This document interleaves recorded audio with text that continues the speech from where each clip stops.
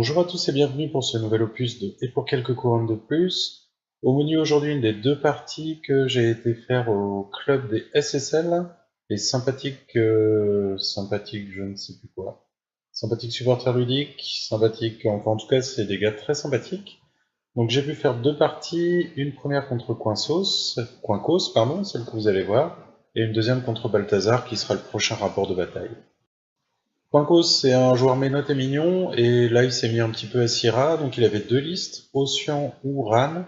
Moi j'avais juste amené ma liste Osroom que j'avais envie de jouer un petit peu pour me dérouiller. Et il va choisir de prendre Ocean. Il va se déployer de manière assez centrale, il y a la BE qui est au milieu, vous avez... Alors la Banshee c'est Hypnos, pour ceux qui savent reconnaître les Jack Elf, il n'y en a pas beaucoup. Au niveau du déploiement, de mémoire j'ai perdu le jet, et donc Quankos décide de jouer en premier.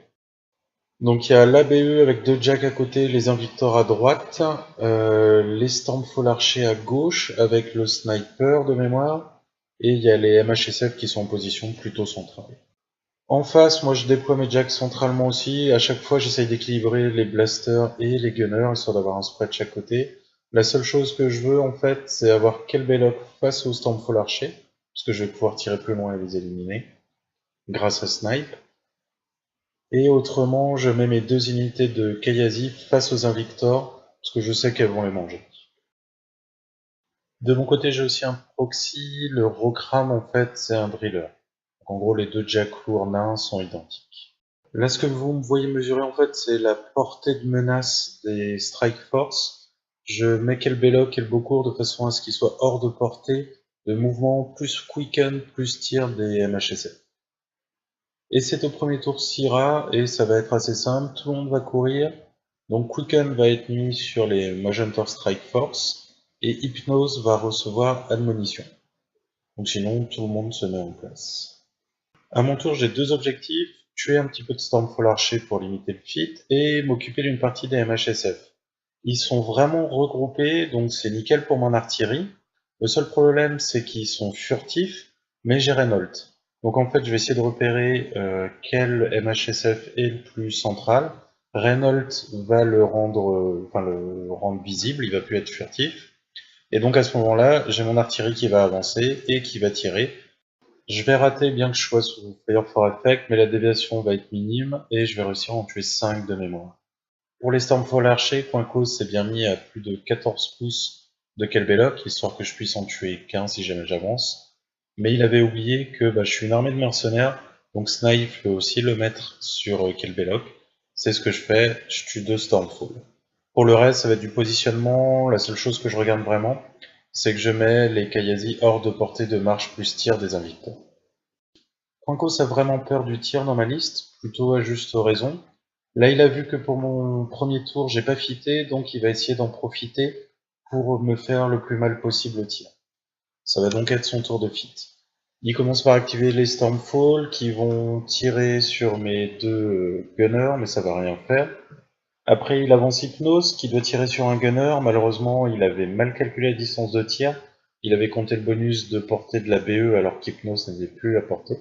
Donc finalement, ça va rien faire.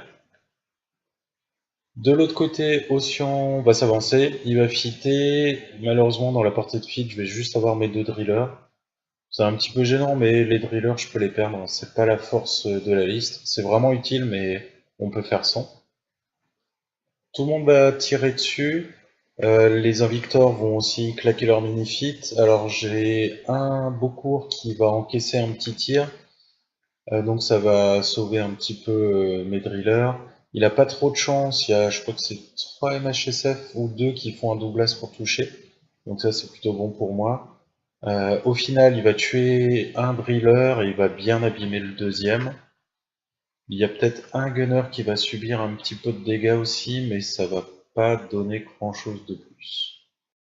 C'est clairement un mauvais tour de fit pour Ocean. Alors il y a deux facteurs à ça, il y a le facteur malchance, et il y a le fait aussi qu'il était un petit peu trop loin, ce qui fait qu'il n'y avait pas vraiment beaucoup de mes figurines qui étaient dans la zone de fit dessus.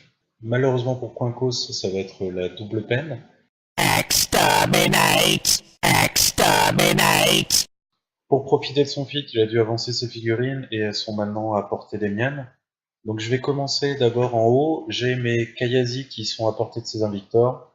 Donc les deux unités vont charger, tout le monde va réussir ses attaques entre le gang, les attaques de dos avec le side step et ainsi de suite. Et c'est donc 8 Invictor qui vont tomber. Le reste du tour, ça va être un petit peu à l'avenant. J'ai Kelbelloc qui va tuer 2 Stormfall archers. Bon là je vous la fais court parce que ça a été vraiment du tir au pigeon entre guillemets. Hypnos, il va lui rester 5 cases. Donc il va rester 4 Invictor, il y aura plus de Stormfall archer. Je vais tuer le Ghost Sniper. Donc au final, il va quasiment rien rester. Il n'y a plus de MHSF non plus. Donc à la fin du tour, on va décider d'arrêter la partie. Parce qu'on voit pas trop ce que pourrait faire Coincos et Ocean. Je suis vraiment bien, j'ai quasiment toutes mes pièces sauf un driller, mais ça, voilà quoi.